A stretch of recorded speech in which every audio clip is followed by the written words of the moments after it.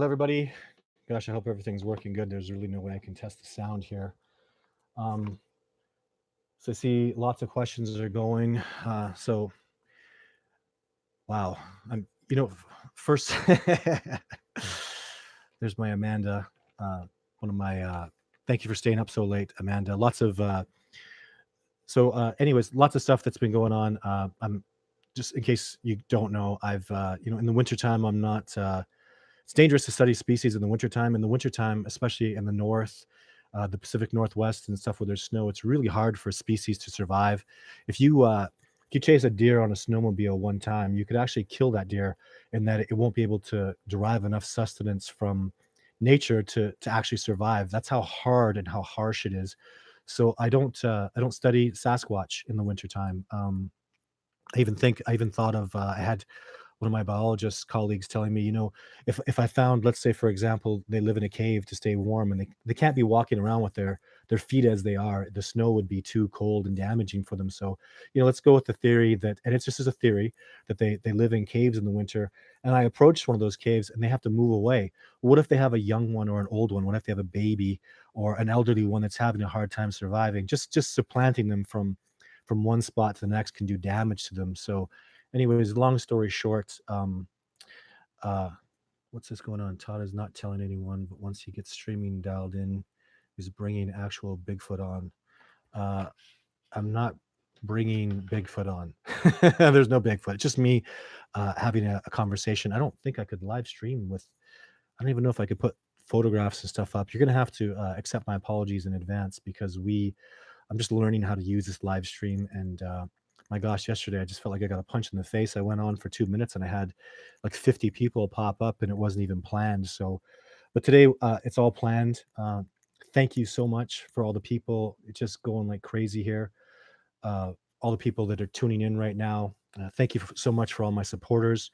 And as I was saying earlier, now that it's winter, I'm just talking to people and growing the cooperation, and spending time with my family. It's the past years, it's been hard on my family being away so much and doing these expeditions. And um yeah, so it's been hard. And I feel very humbled right now with all the other things that have been going on, the court cases, and just all the people that are coming to support me and help out right now. It's been wonderful. So that's thanks, Bigfoot Beyond. I love you too.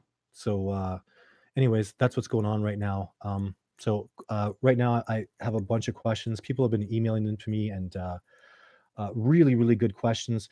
Part of part of the issue that I can see is that always exists is when I tell you about something that's transpired, really you're getting a condensed version at best. And this is my life. This is what I live. I can't even call them stories. These are my experiences that I've had. And people can get a little upset, it seems, in that they don't realize how, when you're involved and you're doing it, how how different it is. And just as an example, a lot of people know, and it's been in the comments last week, the last video that I did, about the sap on my leg. And why, truly, I don't have a photograph of that until it was put to me. Why don't you have a photograph? I never even thought about it. And I'll tell you why. Because I'll try to keep this as condensed as possible. After that horrifically traumatic experience where I nearly died, I nearly bled to death. I literally talked about that experience to tell people a Sasquatch saved my life. But you understand what was in there is my life was saved. I almost died. I was traumatized horrifically. My friends and family were traumatized. I came back from that expedition a day late. Normally I'm a day early. And when I came back a day late, I'll tell you, my girlfriend drove up in a truck and she couldn't even go out to go pee because there was a black bear around being a real jerk and scaring her. And she's not even able to go outside and pee, and knowing that I'm supposed to be there, and then waits until dark and basically left crying, thinking that something horrible has happened to me. And there's this, even if I do make it back, there's this terrible, nasty black bear running around that I had to walk through. I mean, I'm coming from that way, and the black bear is over there, right where, like, he's going to pick up my scent. I'm going to have to deal with it. So she was so upset she couldn't even come back the next day. Luckily, my roommate came back and got me. And when he was there, he had to wait hours too. I get there and I look like a bloody hell mess. You understand that I was nearly dead, like exhausted, beaten up, brutalized. Even how you comprehend all that. I was almost ready to quit doing this research. The leg issue, when I came home and slept and ate for 2 or 3 days, my God, what I'd been through. You understand, I didn't even have a camera. I had 2 cameras, my last 2 cameras on this expedition. This is back in 2008. There was no phone cameras. The last 2 cameras that I had that were thousands of dollars were destroyed on this expedition. I came back cameraless. I don't know how I could have taken a picture of my leg, even if it had crossed my mind. In 2008, I felt, I was just nobody famous. I didn't think anybody would ever care about my experiences, and this has gone on so long, and I've been built up to this level where I've worked with Survivor Man and PhDs, and had the awesome ability to or the I'm so grateful that I was able to work with these great men and women. I'm so flattered and humbled by having. Can you imagine, I got to take Jeff Meldrum out and showed him a Sasquatch? Could you imagine, I worked with the great Survivor Man? Like, what an honor, and 4 episodes, an honor and a privilege to work. I had no idea I was going to ever be given these kind of honors. So I didn't think to document a lot of stuff. And I didn't even know, gosh, again, you're talking over a decade ago. I didn't even know how. I wasn't a filmmaker. I didn't know how to document these things. I didn't, who cares about this stuff? So do I regret not taking a photo? Nobody regrets that more than I. But you live and you learn, right? So anyways, I hope that answers the spruce question. I'll tell you, even after that expedition, my girlfriend at the time, we broke up. She told me, if you were going to keep doing this, she couldn't handle it. I don't blame her, and she left. So, and that was really hard on me. And even I was considering quitting this because the whole experience that had transpired was really hard on me. It was such a test, and it was a long time before I went back. And I had to talk and really do some soul searching. So the last thing on my mind, the point is, the last thing on my mind was that sap thing. And even I hope you can understand, you deny it for so long. You think, this can't be real. This didn't happen. It goes through your head. I've taken people out on expedition, and they've eyewitnessed a Sasquatch. One person in particular had multiple incredible interactions and saw them twice, and went home. And even when he was leaving, he couldn't believe what had happened. He couldn't comprehend the immensity of what had gone on. It took him weeks to actually realize he'd really seen a Sasquatch. He'd really had these interactions. And his friends were all telling him, "Oh, it's all crap. It was all garbage." But he was out there. And when you get out there with me, when you're boots on the ground, these armchair quarterbacks, you make me laugh. Like, it's funny. When you're out there and you're in the hella middle of nowhere where I take people, and there's no punches pulled. They know where we're going. Most people that I take out on these expeditions have never been that remote. There's nothing out there. It's 100 miles to the nearest little nothing town. That town is surrounded by wilderness. You could easily walk from these places, and next stop, polar bears in Alaska, go to the end of the world and never see a human being, no problem. Have a corridor 50 miles wide that you never saw a human being through the densest, wildest Canadian wilderness. So when you go out and you experience this stuff and you see it, your whole perspective changes. The armchair quarterbacks that never get off their couch will, I feel bad for them because they'll never understand. So when people get out there and they experience this and they feel this, thanks for telling me, Amanda, that the video is playing good. Uh, it's profound. It changes your paradigm. And again, so a man, probably one of the most successful expeditioners I've ever had, that had multiple sightings, all of them like confirmed with tracks. Like, you see a Sasquatch that nobody else saw, and then you go over there and there's Sasquatch tracks. I never would have thought to look there, and like profound Sasquatch tracks, live interactions. One thing, even I talked about this on Coast to Coast, and I'll just say it again real quick, is one of the things, this is Stefan I'm talking about. Just love this guy. I'm crazy about all these expeditioners. They're the reason I keep doing expeditions, and I will continue to do them, because they were just, 90% of them are just awesome, good friends of mine now. And, it's been absolutely wonderful. But Stefan had an encounter with a Sasquatch where he went up to go to the bathroom. And when you're with me, you're in my circle, and I'm armed and ready, and I take care of everything.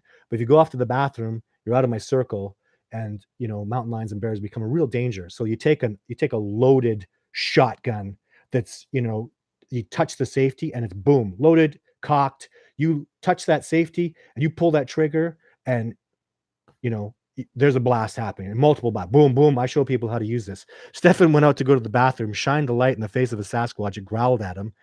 And, and he came out of the bush and we all heard it happen. We all heard the growl. And, but when he goes and tells his friends this story, and like, oh, it's just Todd had a buddy out there, and Stefan knows he was there. There's no buddy out there. Nobody's out there. You die. There, that's mountain lion, black bear, grizzly bear territory. You don't want around in the bush at night. That's how you end up disappearing forever, permanently, ending up in bear scat somewhere, or mountain lion scat.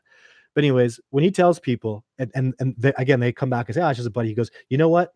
And Stefan's a bad dude. He's a tough dude. 6'2", big dude, strong martial art instructor, like tough as they come. He's a tough dude. He's got a shotgun in his hand, and you're messing with him. Like if I had a buddy out in the bush, whatever I'm paying him isn't enough. Stefan had a loaded shotgun, could have put a hole in him, right? So, anyways, just what I'm trying to explain is the reality of what we do and how intense. When you get out there, it's a whole different ball game. So, thanks Eddie Welch for loving my videos. I work so hard for this discovery, and I'm so grateful for these questions. I'm so happy to be able to have this opportunity to really talk about them. So one of the first questions, I apologize, I don't have the gentleman's name for it, or the person's name. I'll say, let's be PC here. My favorite, just in case we're talking about the subject, femininity in this discovery is enormous. Femininity and primates, Brutigaticus, Jane Goodall, Diane Fossey, ever heard of them? The greatest discoverers of gorillas, chimpanzees, and orangutans, right? So the feminine, I'm always looking for women to get involved in this and help out a lot, because it seems to be quite for the most part, like an 80% dominated male thing. But ladies, man, we need your help. Your feminine beauty and what you bring to the table is immensely important. So keep it up, stay involved, ladies, please. So anyways, a really good question is, why do they, and again, with these questions, make sure you understand, I'm just trying to explain it as best I can. Perhaps I really don't have the answers, and I have a theory, and we'll discuss it. That's what this whole, it's even science and art and love. Let's all talk and have a discussion about, as an example, why do they all look so different? A lot of people are seeing 3 different types of Sasquatch, and that's definitively videos 4 with what I'm quite certain is a female, video 5, which is an enormous male, and then video 8, which you can only really see in video 8, like this much of him.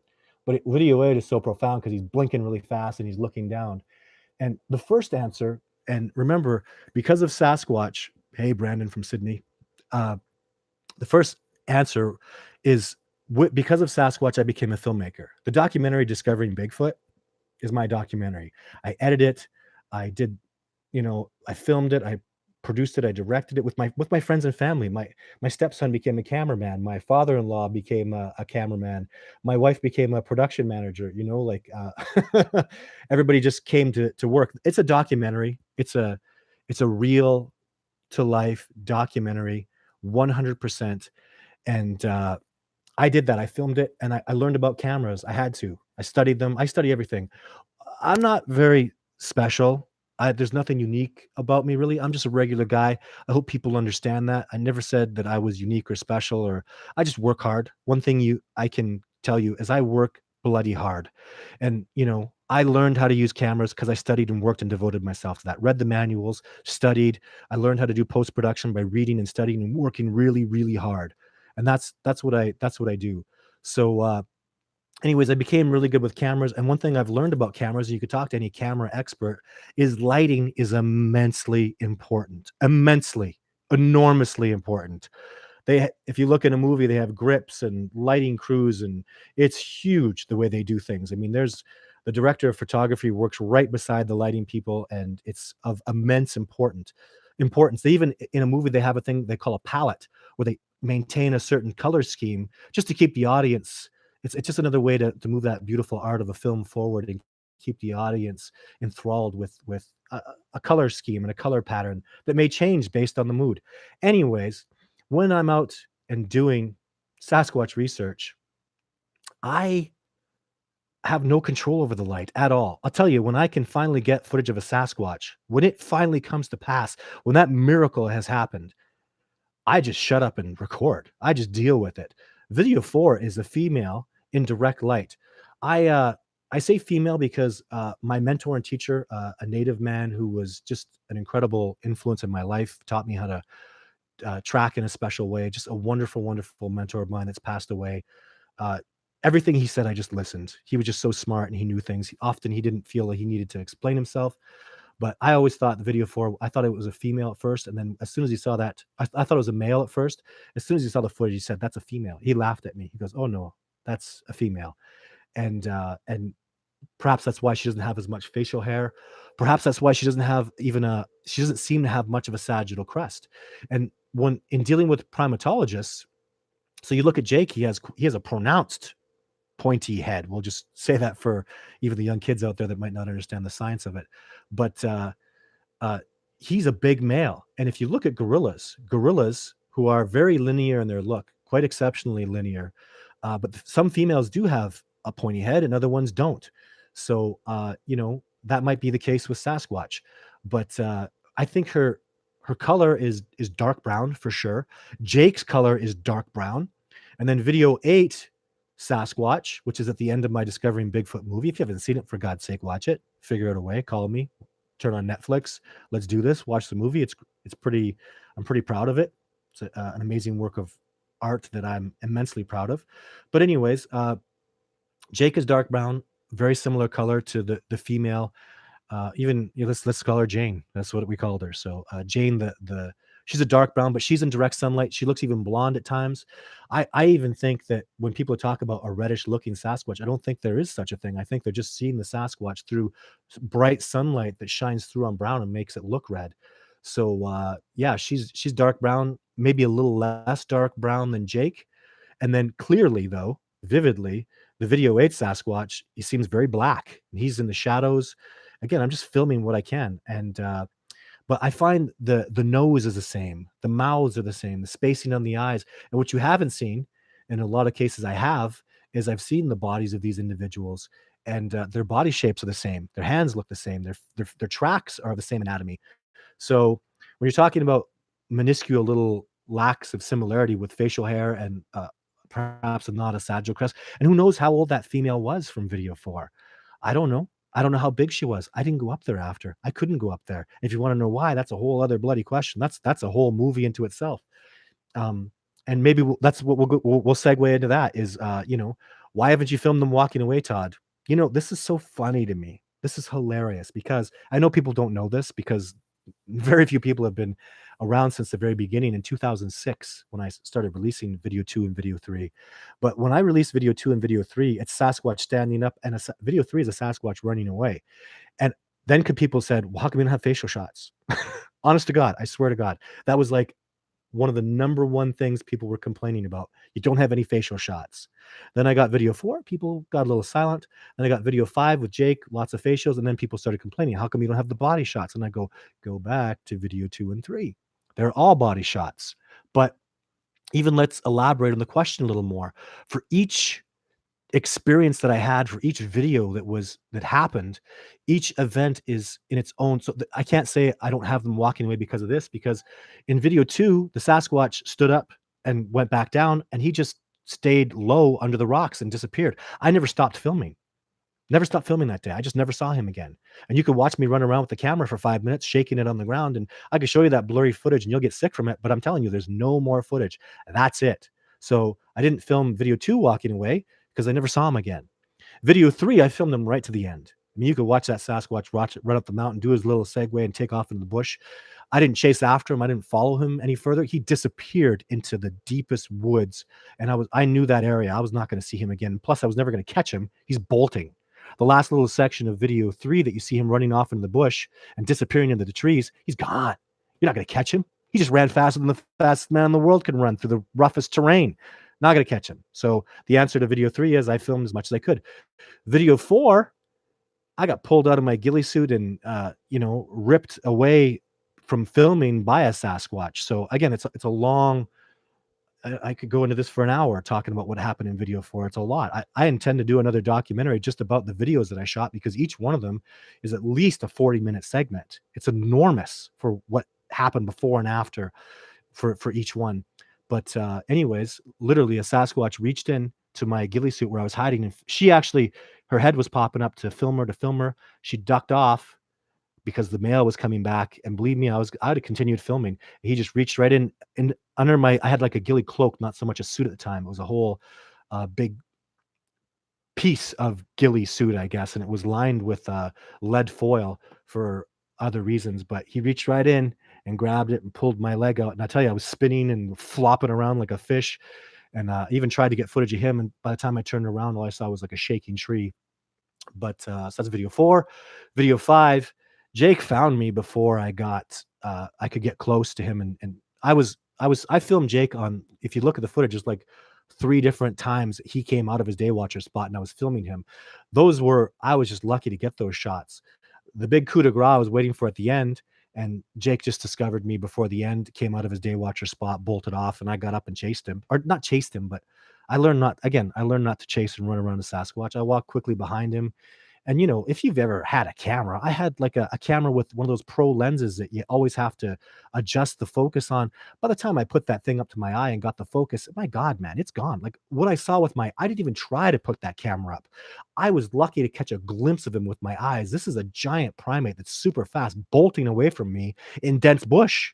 I'm looking with my eyes just to get a peek, just so I can derive some kind of information from what's transpiring. So, there was no way I was getting footage of Jake anymore. The footage that I got of him that you see was not the goal. The end goal was to get him right in his spot, and I just never got there.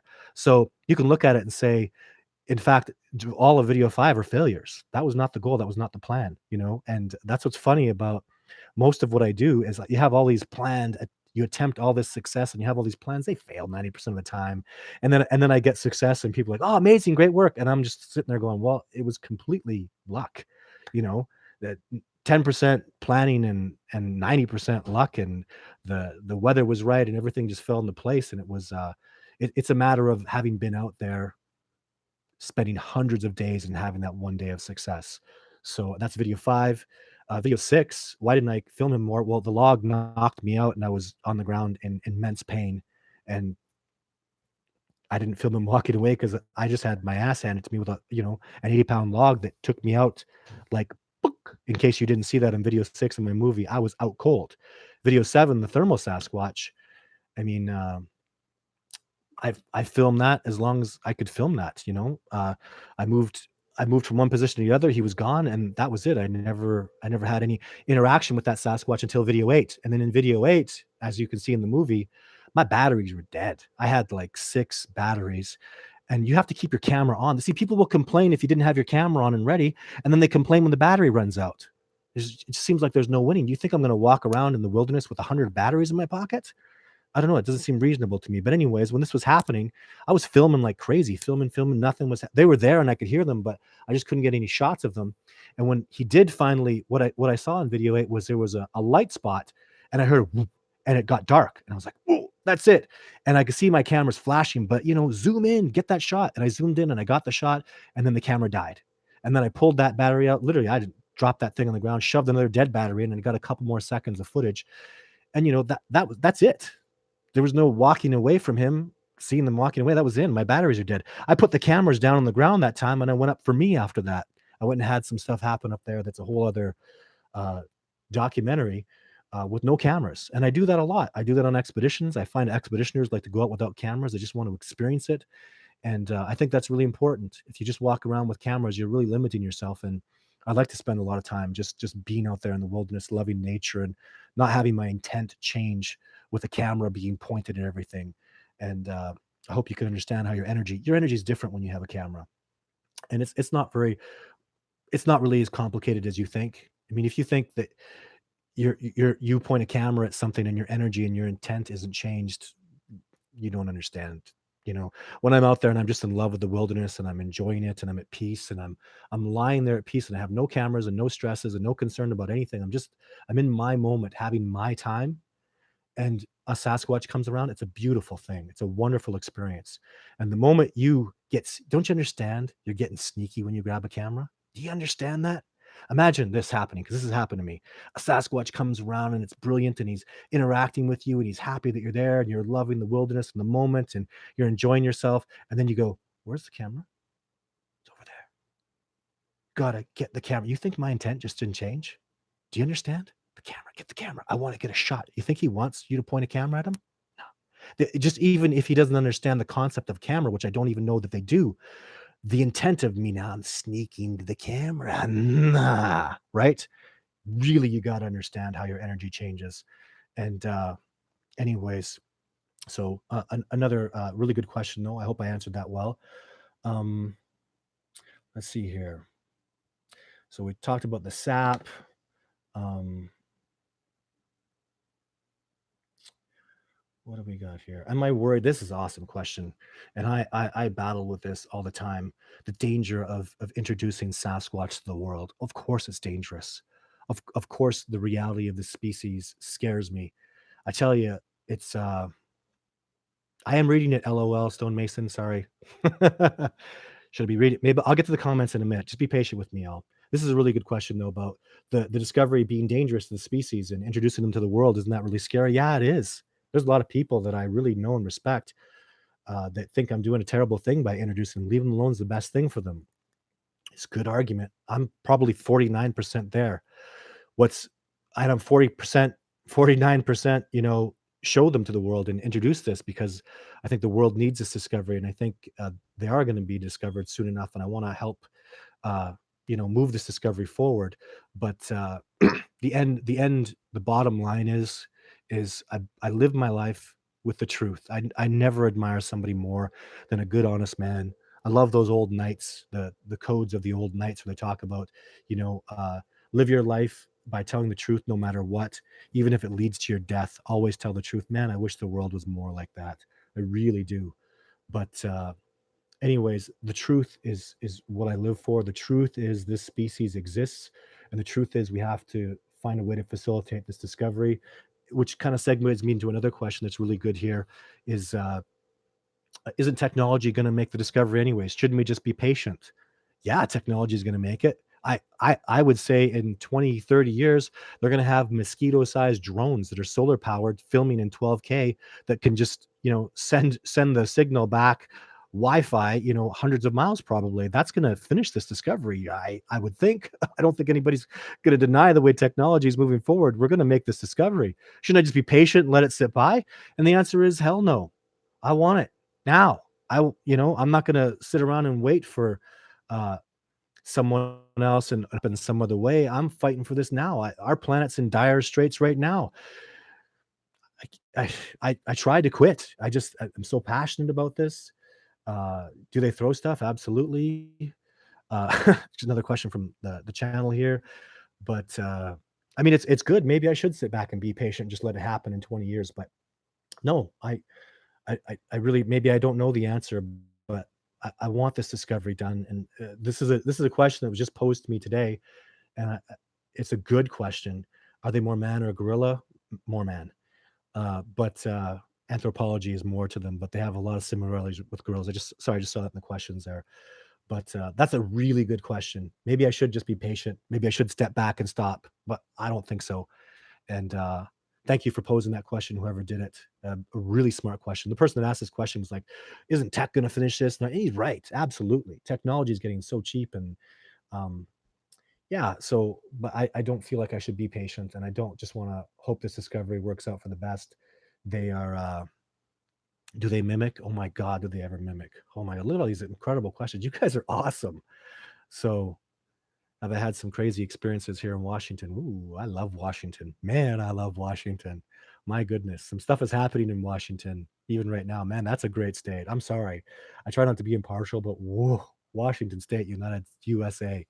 What a gorgeous, amazing place. Man, I've had good times there. So I love US. I even USA is like just I don't know. It's funny to me that there's borders and stuff. You guys have a great army, and maybe you guys have more attitude because you have guns and we have Medicare, and and we have to cooperate because we get cold and we have to snuggle up to stay warm here in Canada. This is just funny stuff, but I just I don't feel like the borders don't mean politics. I'm not in that stuff. I'm a people person, and that big beautiful 300 million people that are 90% of my supporters in that gorgeous United States, man. Man, I love that place. So beautiful there. I love my home in Canada, but this is why I fight for this discovery, because man, Arizona is gorgeous. Texas is amazing. Florida is what a beautiful planet we have. Do we not understand how beautiful this planet is? And I believe that Sasquatch are so powerful, and the miracle of this discovery will be so important. They can facilitate great change. And why do I say that? Well, because they are the ultimate species in the wilderness. They're the apex wilderness species, the masters of the wilderness. I don't believe the term Sasquatch means wild man. I believe it means wild master of the wilderness. I think stuff's getting lost in translations through the natives' reverence of this incredible species, of even people is a better way to describe them. Again, the question a few minutes ago was, are they more gorilla or human? And they're more hominid than we are, right? That's showing in the DNA. They're further down the hominid. They're more advanced hominid than we are. And if you really think about it logically, Survivor Man, boy, I love that guy. He's tough as nails. I don't think if I threw him naked in the wilderness, he wouldn't survive probably past 3 months. Love the man to death. If I told him no technology, I don't think he would survive past 3 months. If I took a Sasquatch naked, threw him in the wilderness, I'd come back in 10 years and he'd be fat, thriving. Who's the who's the more specialized, who's the more amazing hominid, right? They're designed to survive out there. They're naked. They don't have fire. They don't wear clothes. They're called Bigfoot because their feet are walking around. How many people do you know walk around barefoot? You know, so naked, no fire, no tools. They don't need it. They're so incredible. Uh, I think the world needs this discovery. I don't want to be patient about things. I don't have a lot of time. I've seen a great man, my hero, and just a man I love to death that inspired me so much. John Benernagel passed away just last year. Man, I just can't say enough good things about him. I didn't know wasn't I didn't know people like that were even existed, like honest, wholesome, wonderful, good-hearted man that just did nothing but wonder for this planet, and honest, and yeah, John Benedict. Wow. So I couldn't talk about him before I get all teary eyed, and now I feel the power of that wonderful wildlife PhD biologist that I'm so honored to have spent time with him. Beautiful, beautiful man. If you ever had a time to talk to him or sit down with him, just what a wonderful heart. But in his time, he never got to see this discovery done, and that hurts my feelings. I remember him asking, even saying that to me on camera once. You know, if this discovery does happen, and I hope it happens in my time, and it didn't happen in his time, and life is short, and I don't know how long I'm going to be around for. Anything can happen, and I want this discovery done. I feel like I'm attracting good, honest people to this discovery. The people that I work with are really good and honest, amazing, wonderful people, and there's so many amazing. I talk to people all the time on they're doing really cool work. You know, Kreider from was it New Mexico? He's from. I look at the stuff he's done. Man, he's taught me. He doesn't even know that I'm watching him, and he teaches me. Like the little people out there. I saw some. Amanda sent me this video from some guys in northern Washington. They're doing some really cool stuff. Wow, I just look at these. I don't know. They're not little guys to me. They're amazing, awesome people that are good people doing good research, and I'm so honored to so many good people out there doing good work, and all of us are moving forward with this discovery, and I'm excited to make it happen so it can make a big change. So, Phil from the United Kingdom, boy, there's a lot of people from the UK, man. Things have changed. The UK is, I'm seeing my numbers. I mean, mostly the United States are the ones that watch and support my videos and stuff enormously by the United States. So that's why, I talk and I'm grateful about that. Half the people that I work, more than half the people I work with are American. Jeff Meldrum and so many awesome PhDs and stuff. But anyways, UK's picking up. Phil's from the UK. Really cool dude. I had a good long conversation. He joined my cooperation this week. And he asked about the purpose of whistling and what results I get from that. And there's I'm sorry, there's never I hope hope people don't mind, but there's really no short answer to anything. The whistling in my documentary that you hear, it's this sound is that the Sasquatch are making. But it sounds like that, but the enormity of it hits your chest, because the lungs that are pushing it out of a Sasquatch are just pounding it out. And what do I think about it? Well, first of all, I heard uh, somebody talk. Do they mimic? They're mimickers like crazy. They're trying to communicate and talk with us. Absolutely. I think they have a vocal range like I've never seen. For God's sake, I was on Survivor Man, the episode of Survivor Man when Survivor Man's a singer. If you don't hear his music, listen to his music, man. He's got this beautiful Arctic Queen song? No, oh, I can't. It was one of my Arctic Mistress. What a wonderful song, man. He's such an artist. Beautiful, beautiful guitar player, singer. So he's a trained singer. And so he's all day we're going out and he's doing some whoops. I'm doing some whoops, but I'm on him because I'm a bit of a jerk and I want more. I'm like, Les, you didn't put your heart into that one. I didn't feel it. Put your heart, put your heart. So finally, I don't know. I leave him alone and give him some space, and he goes up to the top of this ridge. At the end of our hike, we've gone maybe I don't know, 8 miles in that day, way in the middle of nowhere from base camp. He's up on this top area, and he just goes, "Oh!" It was beautiful, echoed. And as soon as he did it, I put my hand over my heart. I go, "My friend, that was it." And he goes, "That's what you wanted." I was like, "Oh yeah, that was." I could feel the passion. I could feel the art. I could feel the love in him. So we're smiling. We walk maybe I don't know, 50 yards. And that exact whoop, it's not even, it wasn't even called a whoop.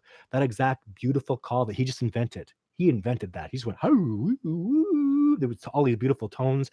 Only an incredibly talented artist like singer could make that sound. I could never do that. And that Sasquatch, what happened was he ran up, he heard that sound, it touched his heart, and he ran up to a hill because he was like, "Wow, that was beautiful." And you know what he did? He did it back exactly the same way. Like, we're talking 3 minutes later, I probably couldn't have duplicated the sound, and he did it back. But what's crazy is it was 10 times louder. He was way further away. He heard us because he has excellent hearing, and it's dead silent out there. There's no people around. It's just beautiful backcountry, dead silent. This is the middle of the day. It's dead silent. It wasn't the time of year where there were a lot of birds around. And so it was so quiet. And he Survivor Man as a beautiful artist touched that Sasquatch as a beautiful artist. And he went up and made that call back to us. And it's in the episode. You see us stop in our tracks. I'm like, whoa. And it's identical. And Les had to go and talk about it for a few minutes after. And it's in the show about how did Todd get somebody up? Because the skeptics are saying he's got a buddy out there. And I'm just like, really? Where's like the hell of the middle of nowhere? I'd never been past that point. It's the furthest I'd been in the bush in that specific direction ever. And armchair quarterbacks gonna sit there, or the skeptics, even hey, respect. The skeptics gonna say there was just a buddy out there, and no, nobody's out there. And you know what? No human being could make that sound. If you had a megaphone, it wouldn't have sounded nice like that. You know how a megaphone like crackles and would have made funnies. It wouldn't have been. It wouldn't have been beautiful like this. It wouldn't have been just so sonically like, "Oh." It was just like it was beautiful. It was a wonderful moment. I'll never forget it. So, are they mimickers?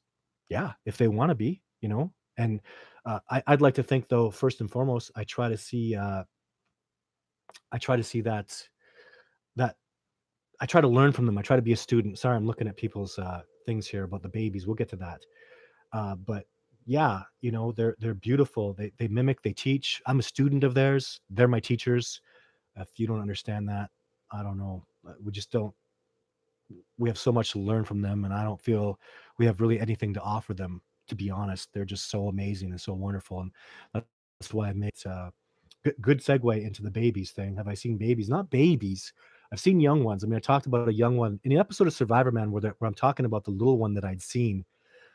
They did cutaway shots of Jake. Jake's not little. Jake was probably 16, I assume, when I filmed him, 8'6", and you know, probably 800 pounds. He was enormous. They wasn't a little Sasquatch. So that's just TV people, his editor making a cutaway shot of the Sasquatch. The Sasquatch I saw it was jet black when he was young. And I guess even a question in here is, what sounds the babies make and that sort of thing. And I've universally heard a sound um, a young Sasquatch makes. I mean, this is my theory. I've seen it in Montana and British Columbia and Alberta. Those are the three places I heard like This I'll try to do it. It's like a and it makes this sound like a real nice dripping sound like that. It's a gentle, you hear a little kind of cue, and then you hear every time I've heard that sound, it's been a young Sasquatch. When it happened to me in Montana, I get very concerned. It's like a grizzly bear cub. I'm concerned about I don't know. I'm concerned about a young Sasquatch coming around, and the mother and the father getting mad at me and pounding me into oblivion because they're giant, amazing primates. So yeah, I theorize that anyways. That's happened to me only 3 times, but the other time I saw, the other times I've had interactions with the young Sasquatch. Young Sasquatch are cool. I think they do cool things. It was the young Sasquatch that made that sound, and we proved that. I don't know if you can call him young, but it was an 8-inch track. It's in my documentary, Discovering Bigfoot. It was a young Sasquatch that made that sound, and then he came back the next day and did it for us with John Bitternagel. And I don't know, he was like intimidating and smashing things around and trying to act all tough, but I don't know. I felt like I saw through that. An 8-inch track, how big is that? I have to go into my notes. I don't have it in front of me. I've kind of got an idea, plus or minus 2 years of 8-inch track male, and you could tell male by heavier, wider foot. So I have a good knowledge of how old they are based on their track. Mr. Skeptical, you say that got yards from you. Why didn't you hit them with a bright light to see them? When was that? You say they got yards with you. Well, first of all, if you're trying to build a relation, I don't know what specific time, and hit them with a bright light so you could see them. When I'm on expedition, I tell people no bright lights. Um, we're trying to build a relationship. If the Sasquatch are literally coming around me and interacting with me, anyway, a bright lights. There's no deal for a bright light. We had infrared lights. We had infrared spotlights we were using till they got broken. And I'm very convinced they cannot see infrared light just based on biology. I don't think anything caribou can see special ultra levels of light, but I don't think anything can see infrared. We have an infrared spotlight, and we do, Mr. Skeptical, in the documentary at night. So what time was that? So you probably would have been talking about when there was a time when my partner and I at the time, Sonia, walked over to see the Sasquatch. Why weren't we hitting it with infrared light there? Well, that wasn't the goal there. The goal wasn't for me to get footage. The goal was for them to see a Sasquatch. I have footage. And this is what I told them, and this is what John Betternagel and Jeff Meldrum agreed to, is it's not about me filming. And if I'm out there filming and pointing things and waving lights around, we're less likely to have them get a sighting. I want them to see it. And that was the goal. So you can have multiple goals on an expedition, but if you have multiple goals, you're all over the place and you're not laser. I need to be laser. And the laser was showing them a Sasquatch, letting them see a Sasquatch and I knew the Sasquatch looks like my footage, and that was really the goal. So react to dogs, good question. My gosh, you people are just going with these amazing questions. How far they traverse, are they nomadic? So dogs, I have a beautiful dog. Can you see her? That this is that her? That's her. This is my black beauty. I love my dog. This is my Roddy. Her name's Aria. Oh my God. Just like she's a member of my family. I love her to death. She's so well trained. Um, I could take her anywhere. I could take her downtown in a city and she'd just stay right by my legs. She just listens so well. Other dogs come around, cats, she just doesn't care. She listens. She's amazingly obedient. Just an incredible, incredible dog. I take her to the vet and they just can't believe, like, how are we going to get your big Roddy up on a table? And I go, and she jumps on the table. Boom. Oh, well, is she going to bite me? No, down. And she goes down and she's calm. Like she's just it's a second only to maybe a blue heeler. But I know people do take dogs out and, you know, maybe their dogs are good. Not, I don't know. I don't do it. Again, it's not laser focus. I don't want the Sasquatch worried about my dog. And my dog has, as good as she is, she's been around bears and mountain lions, and wolves are tough for a dog. Uh, that can be a little difficult. But the Sasquatch, I took my dog out there a couple times. I felt like I was showing off. I was like, hey, look at me lead this. I think a Sasquatch would see my dog as like a wolf and look up, I'm leading this wolf around. And my Ari loves me and she follows me around adoringly. And I thought maybe I'd show that off, and I did, but I never had any interactions when she was around. I think a Sasquatch got pretty close once, and she got a little upset. She was getting perturbed, and it felt like the situation was very uncomfortable. It's hard enough for me. It's hard, man. They're powerful beings. It's heavy, and wow, it's really, really it's tough. So add it's like a hunter. You talk to a deer hunter, they teach me a lot, hunters, a deer hunter takes out 2, he's twice as likely to not have success. He takes out 3 and he says, "Forget about it." 3 times the sound, 3 times the scent, 3 times the things that go wrong, and I feel that way, I feel that way. So my dog is just a factor I don't like to add to it, and I've heard a lot of good researchers that I'm really like, um, talk to me, and I think the dog maybe not a great idea, but, if you can make it work, by all means. I love dogs. I'm a huge dog person. So, would Sasquatch ever accidentally step in a bear trap? Sasquatch would watch you set up the bear trap.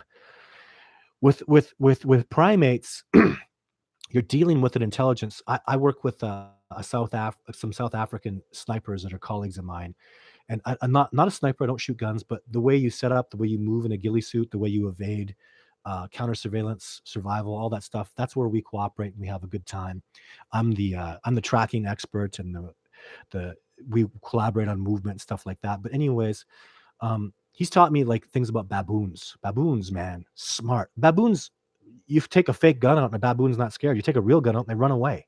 You know, you can put. They did experiments even where you take a gun and you hold it like down so you don't scare them. The baboons are watching. There's a gun. There's a gun, and you go put it in the truck. Then you come back 3 days later. The baboons see you go to the truck. As soon as you open the door, like, what about that gun? They remember that there was a gun there. They not only know what a gun is, even they've done experiments where you have a fake gun or a not loaded gun, and the baboons seem less afraid or even more comfortable knowing that your intent goes back to intent, right? Man, that's important, intent. Gosh, I hope people can really get that. So yeah, bear traps, you're talking about a tracker. Like, bears get caught in bear traps because they're not trackers, they're scent orientated, scent based. The scent will bring them in. Gosh, just for a Sasquatch, when I first started gifting a Sasquatch, giving them stuff, they would smash my apples, crush them on the ground, leave hard-boiled eggs, they'd smash it on the ground. Like, we don't need your gifts. No species does that. Come on, right? Sasquatch, we put out 7 apples and they leave 3. No bear's gonna leave 3 apples. Sorry, not gonna happen. Bear's gonna eat every single apple within a 100-meter radius. They're gonna smell and eat it all. So, um, animals, as brilliant and as amazing as they are very, very different. And so no, I don't think Sasquatch is gonna get caught in a bear trap. They're visual. They're amazing, incredible trackers. Like, great trackers that I've been trained with. Even myself, I recognize bent blades of grass. Do you understand that? I understand. I look at a stick that's been moved. I talk about it in the documentary, and I recognize that as a track, right? A Sasquatch is far superior to me. You know, let's say I'm at this level. A good tracker. The natives are still above me. I don't have that ability like they did, like Geronimo and some of those amazing old school native trackers. And then the Geronimo and these incredible trackers are going to tell you, boom, another step above is is where the Sasquatch are at. So it's even hard for me to look up at that and try to, you know, perceive how amazing they are. But they're incredible, amazing, wonderful trackers. And one more thing I want to mention too about the Sasquatch looking so different, the 3 types, is even I've done a lot of I meet a lot of native people all across North America, and there is a bit of a there's the blacks looking Sasquatch and the dark browns. I mean, that's a difference. It's a legit difference. Gorillas don't look different like that. Chimpanzees don't look different like that. But I think even if you look at, just compare it to the native culture in North America, so the native North Americans, man, the Iroquois look different than the Assiniboine, right? The Cree look different than the Inuit up north, and maybe you're getting that with the Sasquatch in that, I don't know. Hey, is Andy out there? My brother Andy, are you kidding me? I think I'm seeing Andy Thompson. Anyways, maybe that illustrates, this is just me theorizing, maybe that illustrates that there is a lot of cooperation going. Maybe the Sasquatch that are in Texas, and yes, I'm very convinced that Sasquatch exists in Texas. They are also one up in Alaska. You understand the difference and the evolutionary changes that would go on between these different places? But are they still does a Sasquatch go from Alaska down to Texas? or maybe goes to California, and then one goes the Texas Sasquatch goes to California, and another one comes from Alaska, and then boom, right? Now you get a darker Sasquatch with, if the Iroquois bred with the Assiniboine or the Cree bred with the Algonquins, there's a difference to these native people, man. They look different, respect. There's a different look to them. And that's what I would compare it to. And these are my theories. So I'm I'm doing the best I can theorizing simply because I know that footage is real. Those Sasquatch are all from the same troop. Their body styles and their movement are the same. They're a family. So how can I send you a picture my trail cam took in Alberta? Well, it's bigfootencounters@gmail.com. Even look at one of my newer videos I talk about. It's bigfootencounter@gmail.com. You can send all your pictures and stuff there. Man, I'm getting some good stuff. Like the next couple weeks, I think I'm just doing my videos, my Saturday videos based on all this amazing stuff that people are sending me. Like, as my little boy would say, mind blown. The woman in Maryland, 60 miles from the president, firmly convinced she's got incredible action going on. Mind blown, right? Talking to a woman in Alaska and trying to be skeptical. I really try. I talk to these people and I go, maybe they're not really seeing Sasquatch. Maybe this is crap. And when I put them to the test and I ask them the hard questions and they come through, uh, they seem so legitimate and amazing. Someone Bigfoot follows you, comes through. Sorry, I didn't get that one, and I'm not doing good with this. Todd, do you think they can detect cameras and trail cams? No, no, I don't. I talked about this in one of my videos. They just see them. They probably, if you're going into their home habitat, I strongly believe they're watching you the whole time. It's their home. You know, they live in great abundance. You're coming in, you're a threat. They're gonna watch you. So imagine how silly we are. I don't want to say dumb, but how ironic it is. We're out there setting up a trail cam. I'm gonna fool the Sasquatch. He's watching you most likely, I'm almost sure of it. So no humble man or no rookie. Oh my god, I'm such a rookie. I have so much to learn. I'm so wow. I have so much to learn. Thank you for that nice comment that just blasted past me. But yeah, I feel very so much to learn. There's so many areas: anthropology, environmental biology, the psychology, the behavioral psychology. There are so many experts that are so good at this stuff. Like when you get a PhD in just your behavioral science stuff, and I understand behavioral science, but there's so much literature about primates and the anthropology of it, and yeah, you know. So all this, that's why I cooperate, and I'm so honored to have all these people cooperating me. Um, somebody asking me, do you know which tribes I saw in the documentary Native American Hood Experience? Oh my God, it's going by so fast. All these people, holy cow. Uh, what's my opinion on dogmen? People ask me about that. I don't know anything about dogmen. I have no knowledge of them. Um, yeah, I don't know anything. Dogmen, just the whole topic of it really perplexes me. I try to really keep an open mind. Like when people talk about interdimensional Sasquatch, I think they don't really understand what the fourth dimension really is, what a two-dimensional being is. I think they're misspeaking themselves. I was in university, I was a physicist. I studied physics really well, and a fourth dimensional being doesn't really exist, can't exist in three dimensions, or if they did, they would be everywhere and everything. And it would be so confusing. And it's quite clear to me Sasquatch are three-dimensional beings. Uh, and I just think their abilities are so exceptional and mind blowing. What you can do with infrasound, and if it's evolved in the ways that nature can, I think nature is a miracle. How the heck can a deer hear you from 2 miles off? How can they pick up? Don't you understand the miracle of olfactory, where they can pick up little particles of scent from your body?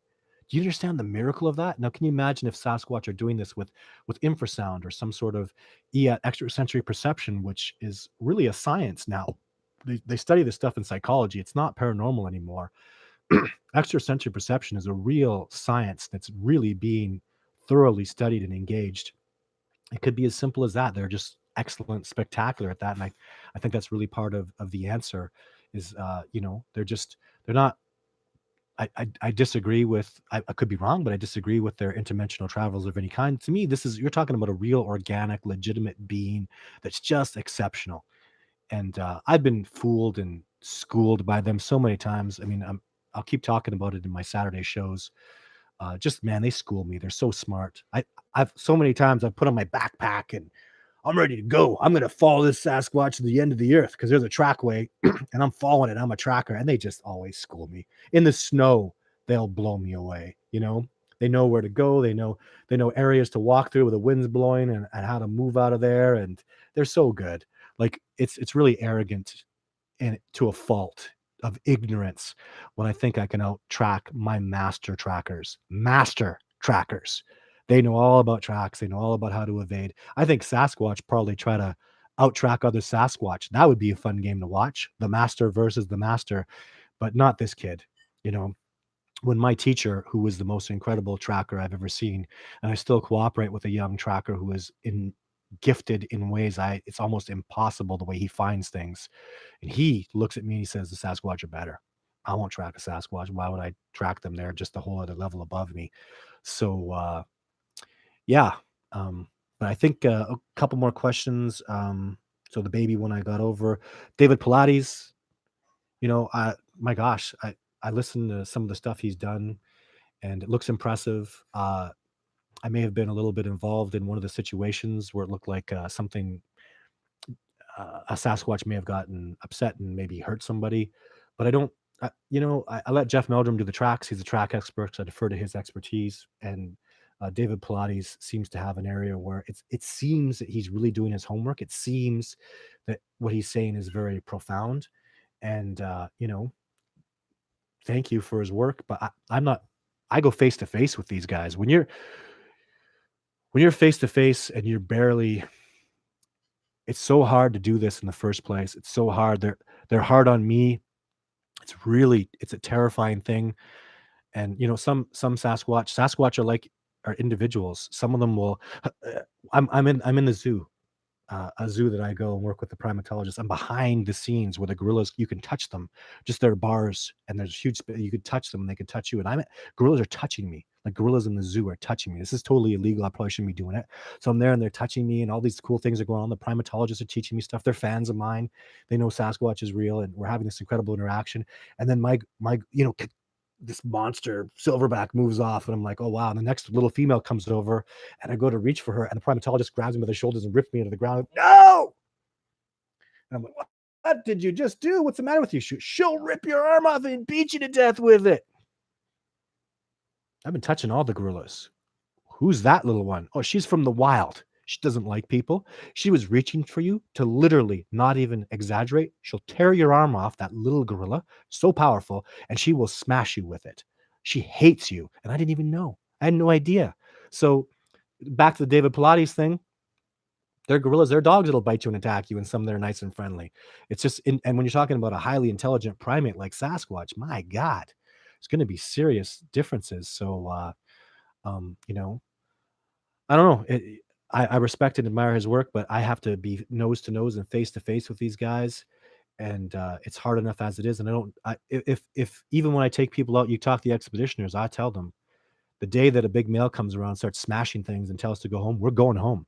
And I guarantee you, as brave as the people I take out some brave people, man, some tough U.S. Rangers and people that are tough, like the Special Forces firefighter captain that I took out this year. Man, that guy's tough, from Washington State, lives in Arizona. One tough hombre. And even them, when the Sasquatch comes and starts kicking some ass and ripping things up, you'll be grateful for the experience. Hey, you just live interacted with the Sasquatch. Maybe you saw him, but it's time to go home. When you see that power, when he unleashes it, it's time to go home. Expedition over. So, and that's happened to me, where I'll go into a place. I've gone to many spots, and the Sasquatch don't like me. And when they start hurting me, and when I feel hostility that's what I would consider unforgivable, when they hurt me in ways that I feel my life slipping away, I've felt a Sasquatch latch on me and say, "This is me killing you. You are going to die." You feel that power? I'm like, I feel it. You know what I mean? Like in terror and the horror of it. And he's telling me, I'm going to kill you if you keep this up. And I'm grateful that he let me go and live, and I don't go back there. So I find Sasquatch that are agreeable to me, and I build a relationship with them as best I can. And it can be difficult. They're going to be difficult. They might throw rocks at you. They might try to scare you, but they're testing your mettle. Persevere for those people that are doing stuff, and there's so many people. Persevere, but there'll be a point in your heart where you'll know that was not nice. I talked to a couple in North Dakota that bought a spot, and the Sasquatch were holding sticks and smashing the ground, and they told me about it, and I went, "Well, how do you feel?" Because it sounded scary to me. And they go, "I feel like they want to hurt us," and I'm like, "That's probably why you got the property for so cheap." And I would leave. What about our property? What do we do? Well, ma'am, I'm telling you from the heart. If they're picking up sticks and looking at you and smashing them and looking at you and bashing sticks on the ground, and you feel anger and hostility, and it's been going on for so long, leave. I would. And you get over the paradigm when you see them and you see this, the whole, the skepticism is gone from your mind. They're real, they're out there, and you got to deal with that. So these Sasquatch don't like you, or they don't like people, and I'm sure they have their reasons.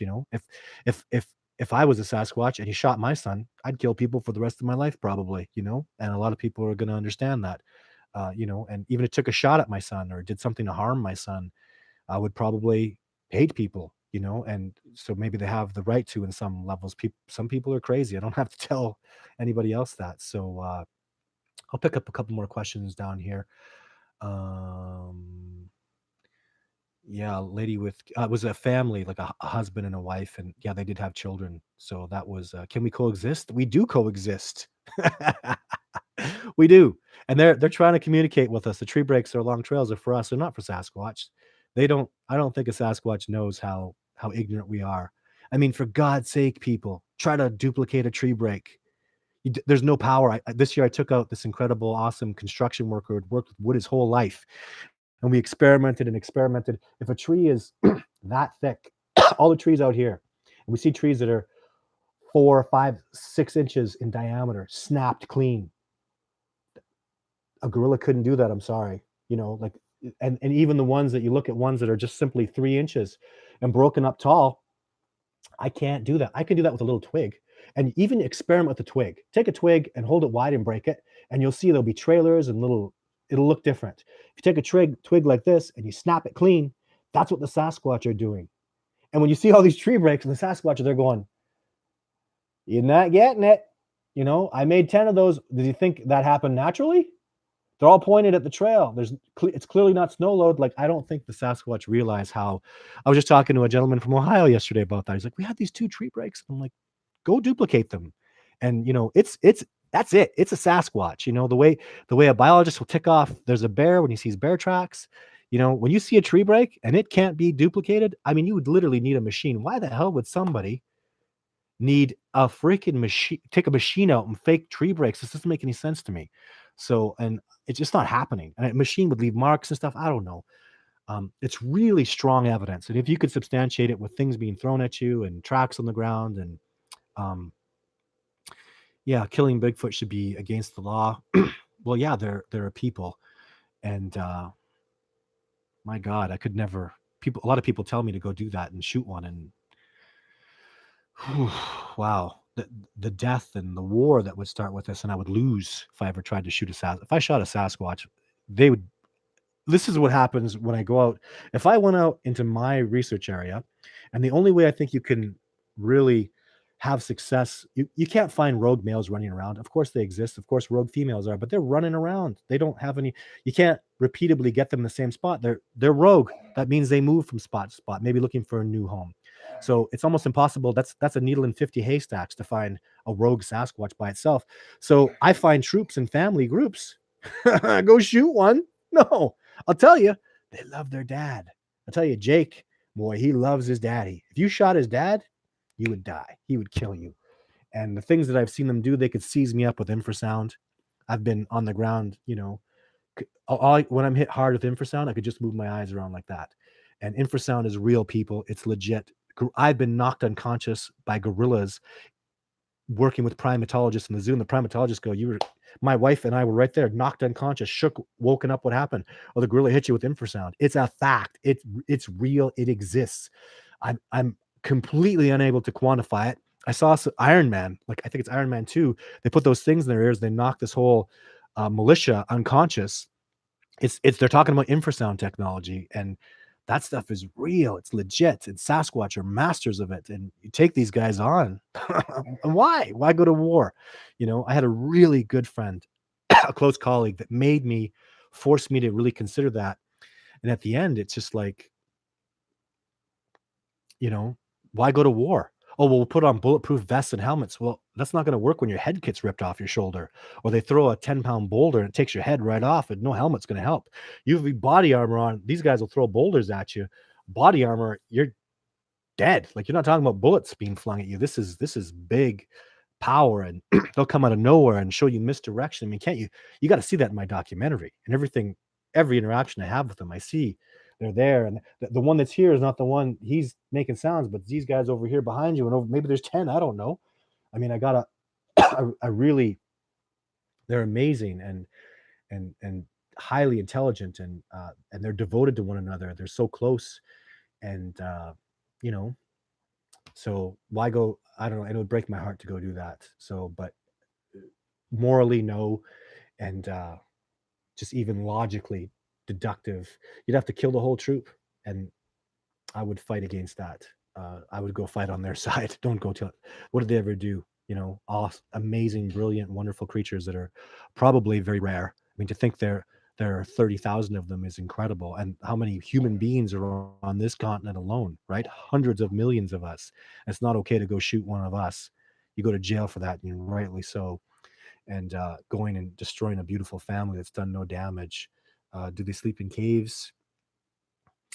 Not that I've seen in the summertime. I mean, even that, such a good question. Where do they, are there caves? I really, really, when it comes to getting to the where the young are, and where their real home is, where they would live and sleep, they're going to defend that voraciously. You don't go there. The dad will get upset at you. You came into my house, I'm going to get upset, right? And they're going to have an area that's their house. Well, maybe I shouldn't say that. It's their property that they just don't tolerate stuff on.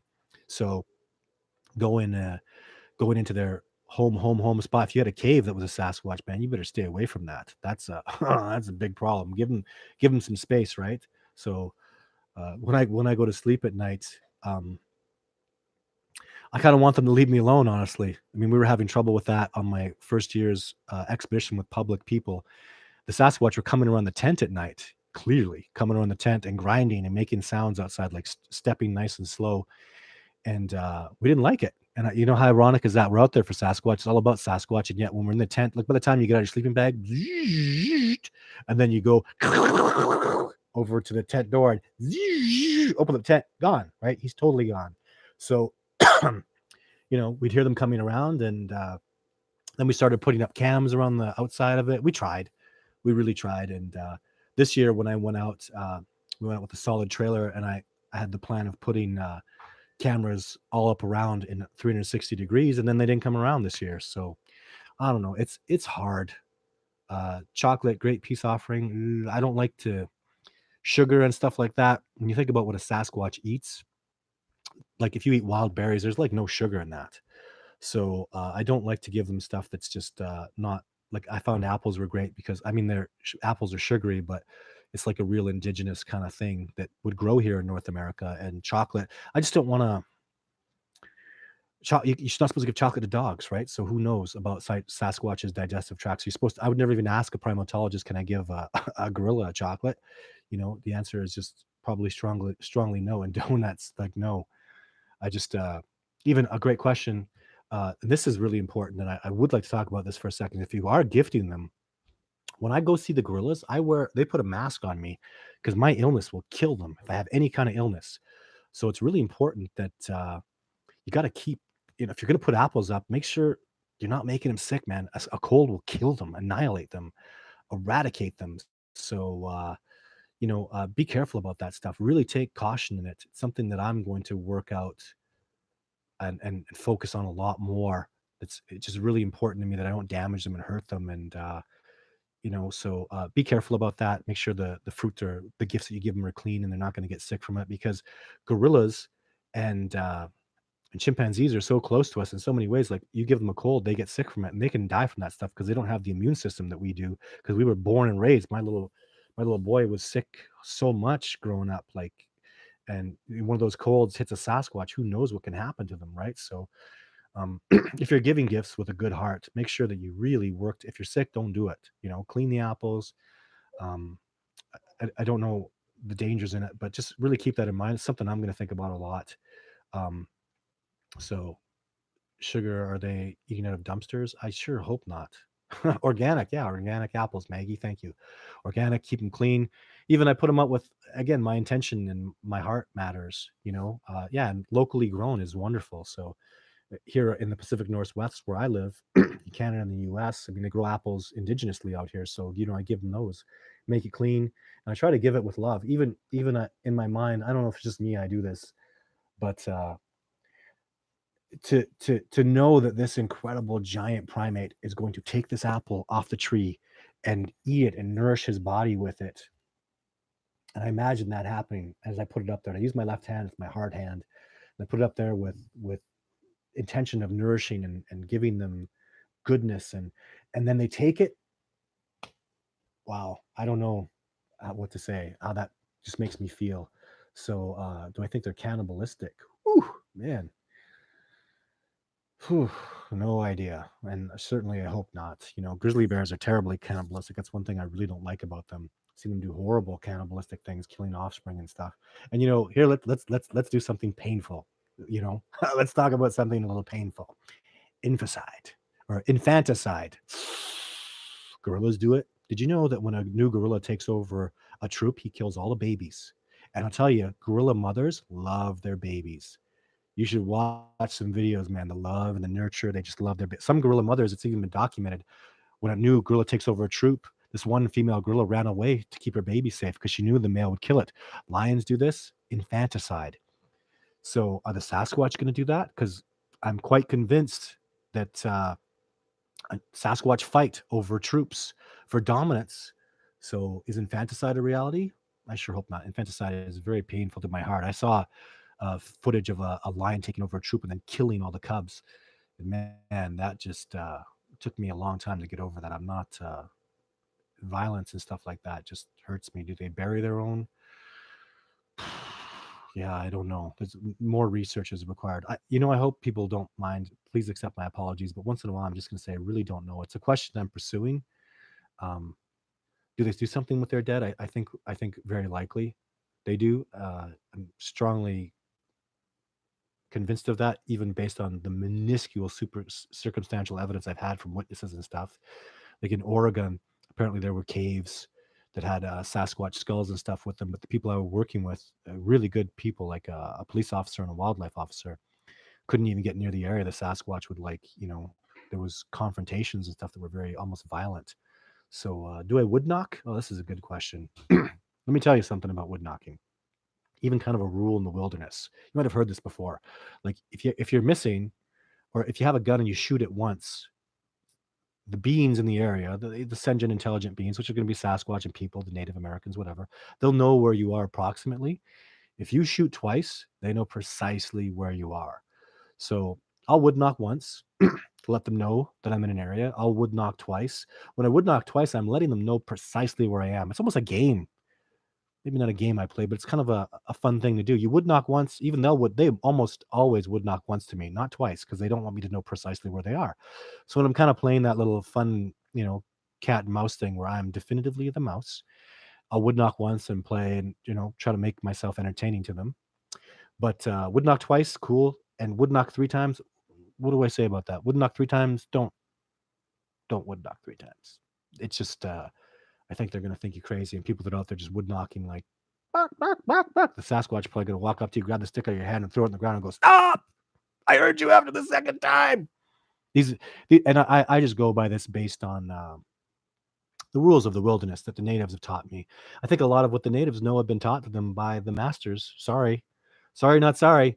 I'm really seeing some stuff with the natives here in North America where the similarities anthropologically are so significant. And Sasquatch does not mean wild man. I've met with Salish people and elders. It means even wild master isn't really good enough. It's Sasquatch. It means like a wild teacher, wild.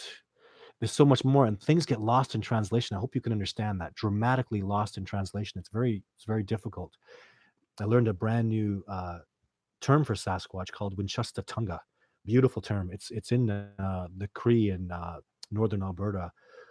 Some of them are calling them that, and beautiful, beautiful term. And again, loosely the translation is tall person. And when I said that to an elder, he just closed his eyes. Oh my God, lost in translation again.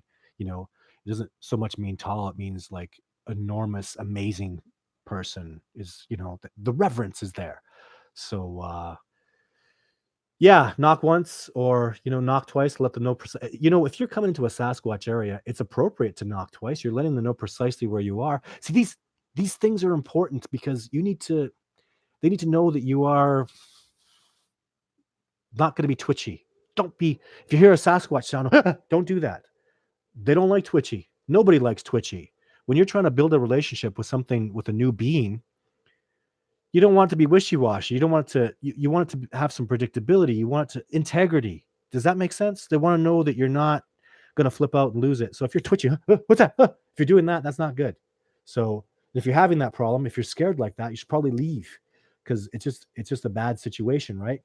As hard as it is, try to get some control, try to show some calm, you know, do things that are going to impress them because everybody can be twitchy, everybody's going to freak out, but they're going to test your metal, right? And to get a good relationship going on, you know, show them what your metal is, show them that you're brave, show them that you're okay with this, uh, and that's what I think about that. That's what I try to teach people on expedition is we got to be real calm. We got to show some good serenity here. We're not going to have good success, and super super important stuff. So I'll just do one more question here. I was just watching a wolf documentary, and he was explaining this very thing for them to accept you. Oh, cool. That's everything leads to something with me. I love wolves. I study them so much. I love the wilderness. I love the elk, and yeah, wolves are the known apex species. And gosh, I've met with people that are alleged wolf experts, and they're so funny. Oh, my wolves aren't tough. They're scared of everything. They're twitchy. Oh man, the wolves I know in the wilderness, oh, boy, they're badass. They're tough. The pack when the pack comes. Even the way nature works, it's so brilliant. I can go into an area and I'll tell you if wolves are there or not, just based on if a mountain lion makes a kill and he sits there and eats it, or if a mountain lion makes a kill, rips a piece off and goes up a tree. I'll tell you if he rips a piece off and goes up a tree, there's wolves. And he made his kill. He's got his piece. He know the wolves are going to come eat. When the wolves come, you better get out of the way because they're going to tear you apart. They're tough as hell. Wolves have just had they'll kill cows, and bears and mountain lions aren't as detriment as that. And so wolves are so powerfully, and when you're taking on cows, you're taking on agricultures and farmers and their livelihoods. They've been obliterated. Here where wolves are not scary. Wolves are beautiful. When I go on expedition, this is what I tell people. If a Sasquatch comes around, you can film it. If uh, an elk or a moose or a deer come around, go ahead and film it. If we see a bear or a black bear, a grizzly bear, or a mountain lion, put your damn cameras down. We get the hell out of there immediately. Put your cameras down, and we survive. But if you see wolves, we're gonna have some fun. Film them. There has never been in the history of the human species, there's never been an unprovoked attack by a wolf, which means people are doing something stupid, feeding them. Something's gone wrong in an area if a wolf attacks a human being. Oh my God. 2 years ago, I was on expedition with one guy, and the northern wolves, the timber wolves, came in to my base camp. Very curious. Man, I was scared. I knew logically that it was going to be okay. They don't attack people. We didn't have any food there. The food was all put away. But what happened was, as we were sitting there, I kept my gun in my holster. Even maybe the Sasquatch are watching. I don't know. This is going to test my mettle. These enormous timber wolves. What happened was, they were getting way too close. The fire was really low.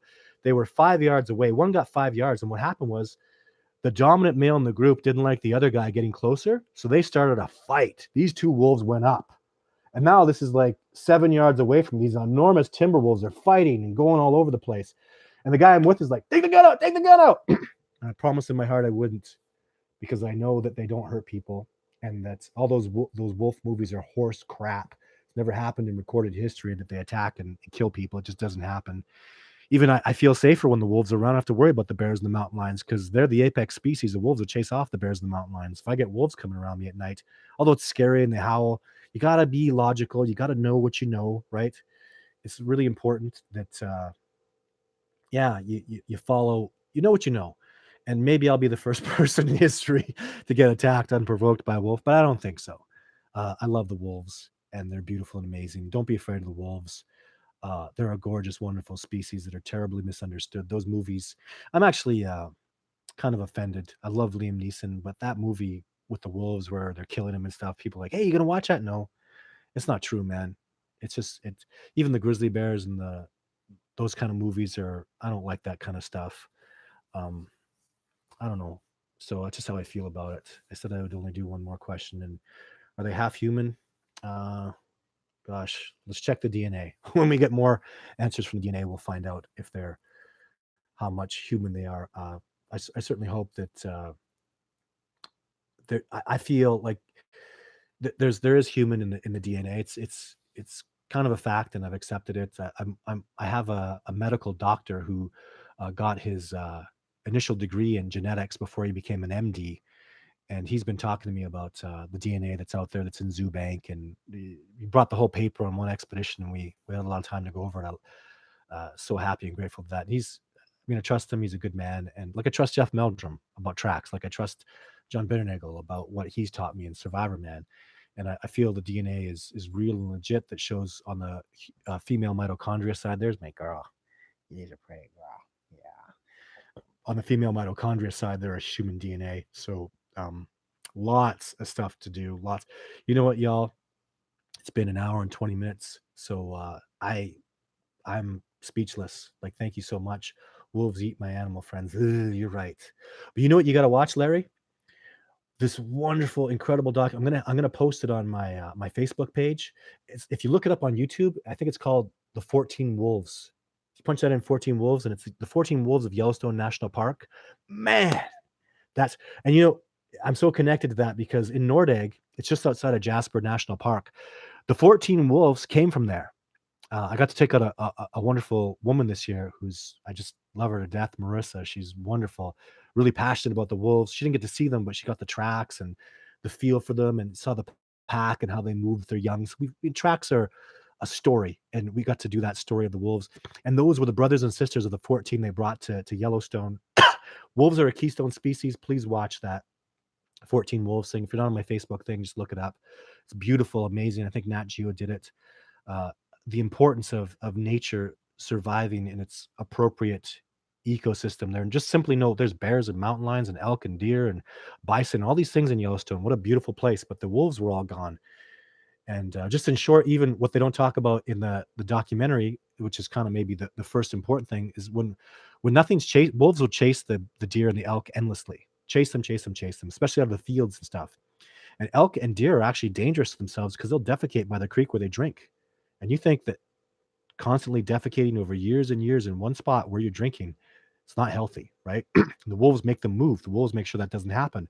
And when you see that little segment, it's 2 minutes long about what the wolves did in Yellowstone. Nature is amazing. I would like to. It's my dream of all dreams. Just to the Sasquatch guy makes me funny. It makes me laugh because I love the wilderness. I feel like I'm a wilderness guy. I would probably fail a lie detector test if I said I felt like I was a Sasquatch researcher. I feel like I'm a wilderness researcher. And teacher was killed by wolves in Alaska in the last few years. Oh my goodness. So you're right. There wolves have killed people, but honestly, like this happened here in Canada, and then they found out that they were throwing this chef was throwing the garbage food out there, and then he stopped, and then somebody went for a walk, and the wolf killed him. Well, he was throwing food out and feeding them, and then he stopped. So terrible, terrible to hear that somebody was injured. But I'm telling you, every year, many people are predatorily attacked and killed by mountain lions, black bears, and grizzly bears. Like they were preyed upon like food, and it happens a lot. It's dangerous. That's why I walk around armed. Those bears and mountain lions will kill you. They're hunters. One day they'll just come after you, and that's just the way it is. They're man eaters out there right now, alive man eaters. So they're man eaters. Wolves aren't like that. And it's not, anyways. Every time I say something, there's always going to be the antithesis. Oh, this teacher was killed, and then, you know what? It's just, as of 2 years ago, in recorded provocation's a whole thing. Some dumbass went and put hamburgers on his child to get photos of a wolf in the back of his vehicle, and it attacked his child. Do I need to say more about that? That's foolish. Bite my tongue. Very foolish. Understatement, understatement. So anyway, so we'll do this. I've had so much fun today. Obviously I'm answering questions from you guys coming over here. Rats kill more people. Right. You know what I mean? So it's funny how we do things. More people die driving to the airport than in airplanes. The stats are amazing, right? So go Kansas City Chiefs. So yeah, so we'll do more next week. Again, go to my forum, sylvanet.com forum. It's being run by amazing people, and I love going on there and talking and these great questions, and they'll never end. The questions that so many people are giving me, did I do them all here? Phil, why only headshots? I did that, right? Filming. So yeah. Anyways, if there's anything I missed here, I'll be back next week. There'll be lots of questions on the forum. Even, I'm going to do this because I learn, you know, I'm learning things, kid, it's Johnny, shouldn't we just let tech? Shouldn't I just be patient? I got to think about that, man. Maybe I should just back off and live my life and let this discovery happen naturally. My heart tells me that's not the right answer, but I don't have a good answer for that question, man. I love it. I love it. You know what insanity is? Insanity is doing the same thing over and over and expecting a different result. And I like to be pushed out of my comfort zone. Um, I have written down many questions so we can get back to you. Oh, thanks. She got a funny name. She calls herself Surficilis. Oh, I'm gonna be mad at me, Amanda. I'm sorry. That's my friend Amanda from the UK. Do you think? What do you think of the Utah Bigfoot guy? I think there's so many awesome Bigfoot people out there. Even some crazy people. They're doing awesome, great work. I don't want to be a critic. There's enough critics out there to do with Sasquatch. And who am I to look at somebody's video or somebody's research and say that's wrong and that's not true? I don't like doing that stuff. Sometimes in my heart, I look at a footage and I just think it's wrong and it doesn't work. But I'm no critic. Don't want to be a critic. Let somebody else do that stuff. Uh, so and again, expanding the cooperation, donations. I'm not afraid to accept donations. Man, I spent hundreds of thousands of dollars on this. If you've watched my documentary Discovering Bigfoot, I paid for you to watch that. I've lost, me and my colleagues spent hundreds of thousands of dollars putting that Discovering Bigfoot movie together, and I paid you to watch that movie, literally. So, if 100,000 people watch that movie, I spent $3 for you to watch that movie. I know it's a lot more than that, but yeah, it's not come back. It won't. And I'm not doing this for financial gain, but I would like to. My dream is the Discovering Bigfoot Research Center, and it looks like it's really coming together. The first ever full-time Sasquatch Research Center. The researchers are coming together. The donations, I need 200 people to donate $20 a month. And just quickly, I'll say too, I want people that can really afford it easily. They can put $20 a month. And that's why I chose $20. First of all, it's going to be hard for me to talk to 200 people, and I am talking to every single one of them. They all matter to me, and I want to hear their perspectives and thank them and be grateful for that. But even if you can't, like, some people just can't or even won't. But there's other things you can do. You can help out. I need help. So where's the baby Bigfoot video? I'd never filmed a baby Bigfoot ever. There isn't one. My gosh, around a baby Bigfoot, I'm scared. Scared like look at the baby grizzly bear. Mother grizzly bears, when they come around, mother black bears are so unpredictable and so crazy, and they'll kill you and maul you in a horrible way. I've seen it so many times. So parents are really highly protective of their young, and respectfully so. It's a dangerous world out there. So baby Bigfoot come around, man, I hear that sound that I talked about, that sound, I just, like, I wanna go home. I'm out, So I don't mess with somebody's babies, Don't mess with my babies. I wouldn't mess with yours. I protect them and keep them safe. We love our children, right? So, help me, I'll donate. Just go to my website, sylvanet.com, the Sylvanic right under the discovering Bigfoot, or the first logo. I forget what it is. There's a donate button. You can make a donation there. And have you seen Sasquatch hunting blinds or game trails? Yes, the big question. So do I have a PayPal account? Yeah, it's all, just hit that donate button. It goes to PayPal. And there's, like my videos on Facebook, watch the commercials. Here, let me be some real PC. Thanks to the commercials you're seeing here on YouTube, we get some very limited monetary remuneration. Watch the commercials on my video. Put two tabs up, and when the commercial comes, just go to the other tab and watch that, and then go back to my tab after. Let the commercials play. If you want to support people, if you want to support anybody you watch on YouTube, you got to watch the commercials. They get their zero point 0.1 cents per watch, which is really, really low. And you need super crazy high numbers to even hope to pay rent. We're doing so well on my YouTube channel. I can't believe it. So again, donate where it's sylvana.com. The website, there's a donation button right below. And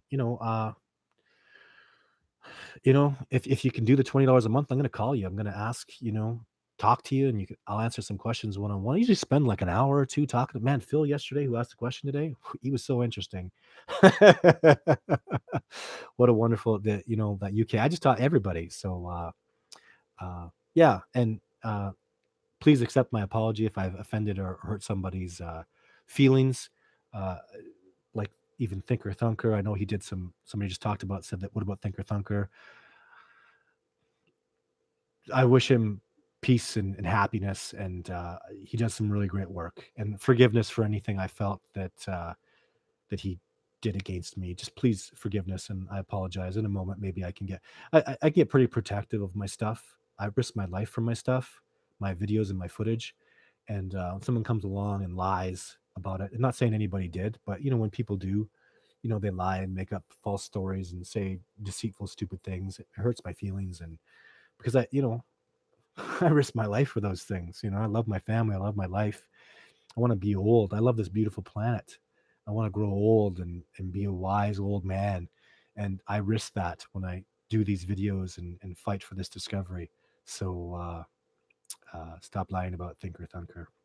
Hope I wasn't lying. I just I just wish him the best. I got in heck from some of my friends. I just throw a camera on me in the moment you say things. And anyways, respect, and team up with Colorado Bigfoot. I love Colorado, man. I'd like to get out there.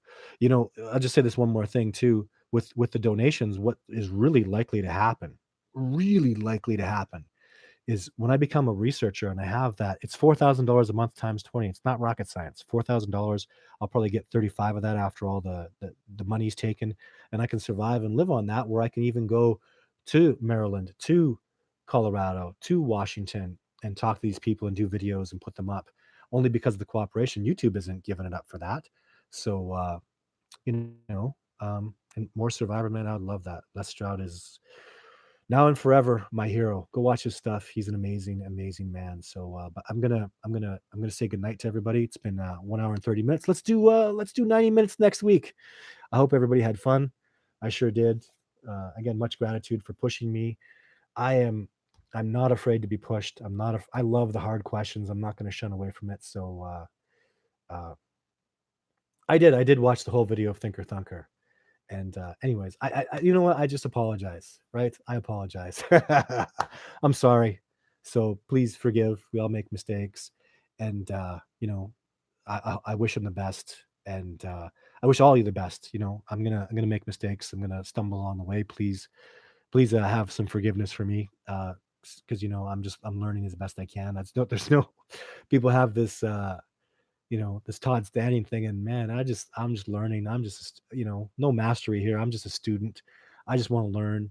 I just want to move forward. I want to be good and honest and truthful, like another hero of mine, Bob Gimlin, that I think is just amazing. So and there's so many mentors that I have love and respect. Thank you, Pamelia, for the love and respect. Same to you. So, anyways, wonderful talking to y'all. Please come tune in next week. Let's make this grow.